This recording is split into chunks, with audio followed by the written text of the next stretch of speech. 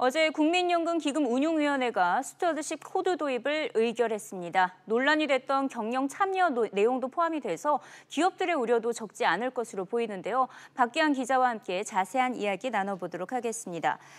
박 기자, 한 차례 보류됐던 우여곡절 끝에서도 결국에는 의결이 됐네요. 네, 그렇습니다. 국민연금은 어제 기금운용위원회를 열고 4시간에 걸친 논의 끝에 주주권 행사 지침인 스튜어드십 코드를 도입하기로 결정했습니다.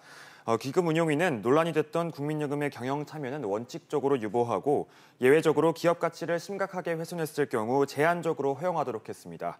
사실상 상장사에 대해서는 경영 참여 기를 열어놨다고 할 수가 있는데요. 내용을 간단하게 보시면요. 기업 가치가 심각하게 훼손됐을 경우 임원진의 선임과 해임은 물론이고요. 손해배상 소송과 배당 요구 등의 주주권을 적극적으로 행사할 수 있게 됩니다.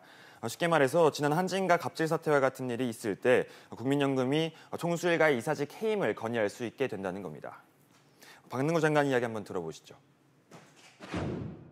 심각한 기업 가치 훼손으로 국민의 소중한 자산에 피해를 입히는 기업에 대해서는 국민연금 기금 수탁자로서 주주 가치 제고와 국민 이익을 위해 적극적으로 주주권을 행사할 것임을 다시 한번 강조드립니다.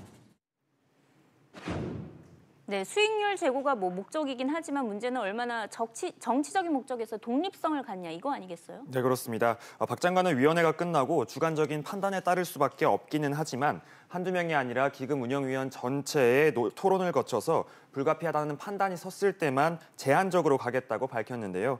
박 장관의 말처럼 일단 주관적 판단에 휘둘릴 수가 있기 때문에 독립성 확보가 관건입니다. 일단 기존 의결권 행사 전문위원회를 확대해서 수탁자 책임위원회를 구성하고 여기에 담당하기로 했습니다.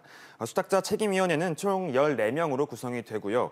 현재 기금운용위원회처럼 정부 측과 근로자, 지역가입자와 재계를 주축으로 구성될 것으로 보입니다. 이와 비슷한 구성이 된다면 정부의 입김이 강할 수밖에 없기 때문에 현금 사회주의 우려를 불식시키지 못하고 있는데요. 또 국내 주식 운용의 절반을 민간 운용사에 맡긴다는 대안도 내놨습니다. 민간 운용사에게도 스튜어드십 코드 도입을 요구할 방침이기 때문에 결국 국민연금의 뜻과 다른 결정은 나오기 어려울 것으로 예상이 되고 있는데요. 이와 함께 국민연금 경영 참여가 기업 경쟁력을 키우는 방향이 아니라 기업 통제로 변질될 수 있기 때문에 실제 수익률 제고로 이어질지는 미지수입니다.